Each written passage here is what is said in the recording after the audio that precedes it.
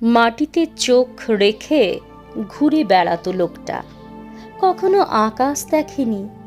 এখন খাটিয়ার উপরে চিৎ পটাং হয়ে এসে শুয়ে আর আশ মিটিয়ে আকাশ দেখছে।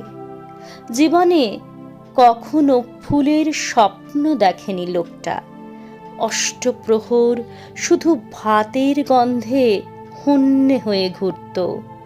এখন তার তেল চিটে বালিশের দুদিকে দুটো রজনীগন্ধার বান্ডিল ওরা সাজিয়ে দিল।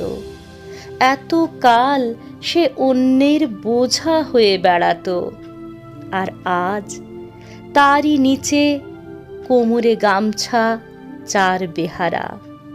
আকাশ দেখতে দেখতে, ফুলের গন্ধ শুঁকতে শুঁকতে লোকটা এখন গঙ্গার হাওয়া খেতে যাচ্ছে।